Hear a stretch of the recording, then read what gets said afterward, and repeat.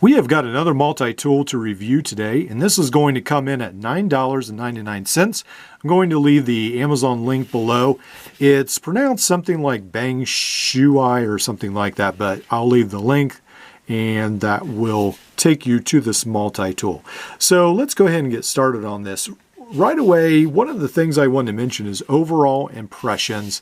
I'm pretty impressed with this multi-tool just because of how solid it feels in the hand.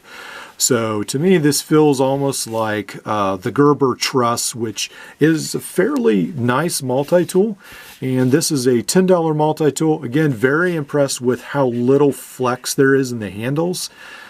And also the pliers, how the pliers meet together fairly well. So let's go ahead and do a couple tests. So let's go ahead and just jump right in. Use the hardwire cutters. We're going to cut some coat hanger right there. We've got a hardwire cutting notch, and we're going to cut another. Right there we go. So pretty impressed with how this multi-tool just slices through that. And also on the smaller task, what I've noticed is the style of cutters that these Chinese multi-tools use do very well with even small wire. So that's something sometimes it's very hard to find. So let's go ahead and do a big chunk of wire right here. Let's see. And there we go, cuts through that as well. So I really like the pliers on this multi-tool, definitely. They did a really good job with that.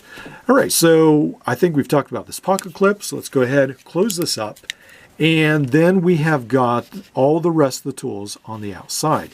So we've got two long tools. These are going to be the only tools that lock. We've got the knife, and then we have a saw. Now, with the knife, it comes sharp enough for me, but it won't be sharp enough for everyone. It may need touched up a little bit. As long as the knife can slice through paper like that, I'm pretty happy with it. But definitely some people want it a little bit sharper. And then we have this saw, and this also locks as well. And I feel like this saw, again, has a fairly good, the teeth look to be in better shape than some of the other ones I've seen where they almost look more like a fish scaler. But this actually does look like the saw would work. All right, so let's go ahead and get out the implements on this side. And we have got the awl. And then we also have the lanyard loop attachment. And we have the Phillips. And again, the awl that I talked about. Now, this awl right here, it does not come sharp. So that is going to be something that will probably bother some people. That comes fairly dull, and it does not have like a sewing eye, obviously, as you can see. All right, so on the other side, we have the combo tool, which is a screwdriver and the wire bender, I believe, and the bottle cap lifter.